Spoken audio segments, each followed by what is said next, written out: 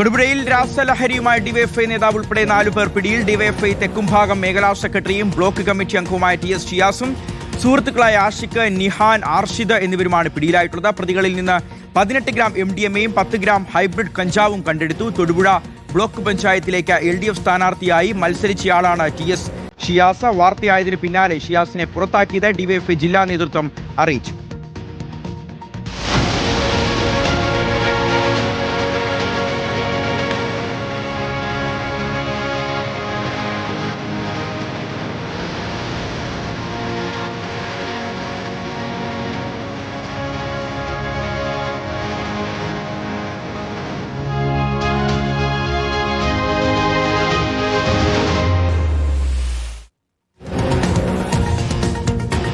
പിടിയിലാകുന്നതിനിടയിൽ പോലീസിനെ ആക്രമിക്കാനും പ്രതികൾ ശ്രമിച്ചിട്ടുണ്ട്. പെപ്പർ സ്പ്രേ ഉപയോഗിച്ച് രക്ഷപ്പെടാനായിരുന്നു നേതാവിന്റെയും കൂട്ടാളികളുടെയും ശ്രമം. രാഹുൽ സുരേഷ് ഈ വാർത്തയുടെ വിവരങ്ങൾ നൽകാൻ നമുക്കൊപ്പം ചേരുകയാണ്. ഒപ്പം മറ്റ് റിപ്പോർട്ടർമാരും നമുക്കൊപ്പം ചേരുന്നുണ്ട്. ആദ്യം രാഹുലിലേക്ക്. രാഹുൽ, അപ്പോൾ ഇവർ കേവലം ലഹരി ഉപയോഗിക്കുന്ന ആളുകളല്ല. ഈ ഷിയാസും സംഘവും ലഹരി വിൽപ്പനക്കാരാണ്, ലഹരിയുടെ കച്ചവടക്കാരാണ്. അപ്പോൾ എത്ര നാളായി ഇവർ ഈ പണി ചെയ്യുന്നു എന്നാണ് ഇപ്പോൾ നമുക്ക് മനസ്സിലാവുന്നത്. രാഹുൽ, കുറെ ഇതിനു മുൻപും ലഹരിക്കടത്തിന്റെ കേസുകളും അത്തരത്തിലുള്ള ഒരു ഹിസ്റ്ററി ഇവർക്കുണ്ടോ? അതോടൊപ്പം തന്നെ ഈ രാഷ്ട്രീയപരമായി തന്നെ ഏറ്റവും പ്രധാനപ്പെട്ട ചുമതലകൾ വഹിച്ചിട്ടുള്ള ആളാണ്.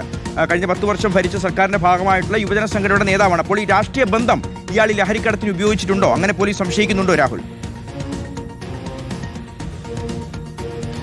ഷിഹാസ്, മാന്യമായി രാഷ്ട്രീയ പ്രവർത്തനം നടത്തുന്ന ആളുകൾക്കൊക്കെ വലിയ നാണക്കേട് ഉണ്ടാക്കുന്ന സംഭവങ്ങളാണ് അടുത്ത കാലത്ത് കേരളത്തിൽ ഉണ്ടാവുന്നത്. നേരത്തെ MDMAയുമായി കാസർഗോഡ് പിടിയിലായത് യൂത്ത് കോൺഗ്രസ് നേതാവാണെങ്കിൽ ഇന്ന് MDMAയും കഞ്ചാവുമായി തൊടുപുഴയിൽ പിടിയിലായിരിക്കുന്നത് ഡിവൈഎഫ്ഐയുടെ നേതാവാണ്.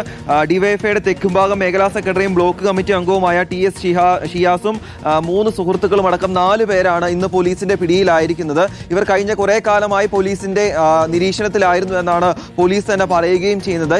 ഇന്ന് പിടിയിലായ 4 പേരിൽ ഒരാളായിട്ടുള്ള ആഷിഖ് നേരത്തെ MDMAയുമായി പിടിയിലായിരുന്നു. അന്ന് ചെറിയ ക്വാണ്ടിറ്റിയിലുള്ള MDMA ആണ് ഇയാളിൽ നിന്നും കണ്ടെത്തുന്നത്. അതിനുശേഷം ഈ ആളും അത് ഉൾപ്പെടുന്ന 4 പേരും കഴിഞ്ഞ കുറേ ദിവസമായി പോലീസിന്റെ നിരീക്ഷണത്തിലായിരുന്നു. ഇന്ന് മറ്റൊരു സ്ഥലത്ത് നിന്നും MDMAയും കഞ്ചാവും വാങ്ങിയ ശേഷം വിൽപ്പനയ്ക്ക് കൊണ്ടുവരുന്നതിനിടെയാണ് തൊടുപുഴയ്ക്ക് സമീപം വെച്ച് ഈ 4 പേരും പോലീസിന്റെ പിടിയിലാവുകയും ചെയ്യുന്നത്. അതിൽ ഡിവൈഎഫ്ഐ നേതാവായിട്ടുള്ള ഈ ഷിയാസിന്റെ കാര്യം തന്നെയാണ് എടുത്തു പറയേണ്ട കാര്യം. നേരത്തെ ലഹരി ആരോപണം ഈ ഷിയാസിന്റെ പേരിൽ ഉണ്ടാവുകയും ചെയ്തിരുന്നു. അന്ന് ഈ സംഘടനാപരമായിട്ടുള്ള നടപടി ഉണ്ടാവുകയും പാർട്ടിയിൽ നിന്നും അദ്ദേഹത്തെ മാറ്റി നിർത്തുകയും ചെയ്തിരുന്നു. പിന്നീട് അടുത്ത കാലത്താണ് ഷിയാസിനെ വീണ്ടും പാർട്ടിയിലേക്ക് വീണ്ടും കൊണ്ടുവരികയും പാർട്ടി സംഘടനാപരമായൊക്കെ അദ്ദേഹം സജീവമാവുകയും ചെയ്യുന്നത്. അതേസമയം ഇപ്പോൾ ഡിവൈഎഫ്ഐ പുറത്തിറക്കിയിരിക്കുന്ന ഒരു വിശദീകരണ കുറിപ്പിൽ പറയുന്നത് അടുത്ത കാലത്ത് പാർട്ടിയുമായി ബന്ധപ്പെട്ട് ഉള്ള ഒരു പരിപാടിയിലും ഷിയാസ് സജീവ സാന്നിധ്യമായിരുന്നില്ല. അതുമാത്രമല്ല സംഘടനാപരമായിട്ടുള്ള ഒരു ചുമതലകളും അദ്ദേഹം വഹിച്ചിരുന്നില്ല എന്നും ഡിവൈഎഫ്ഐ പുറത്തിറക്കിയ ഒരു വിശദീകരണ കുറിപ്പിൽ പറയുകയും ചെയ്യുന്നുണ്ട്. അതേസമയം പ്രാഥമിക അംഗത്വത്തിൽ നിന്നും ഇയാളെ മാറ്റി നിർത്തുന്നതായും പുറത്തിറക്കിയ ഇപ്പോൾ വിശദീകരണ കുറിപ്പിൽ പറയുകയും ചെയ്യുന്നുണ്ട്.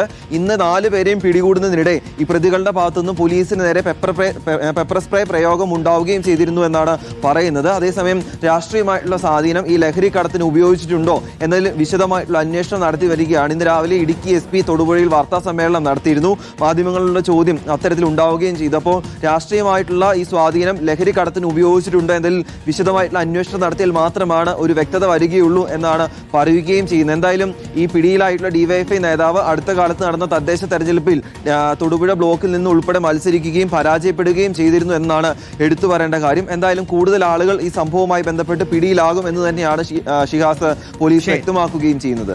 ശരി, രാഹുൽ സുരേഷാണ് വിവരങ്ങൾ നൽകിയത്.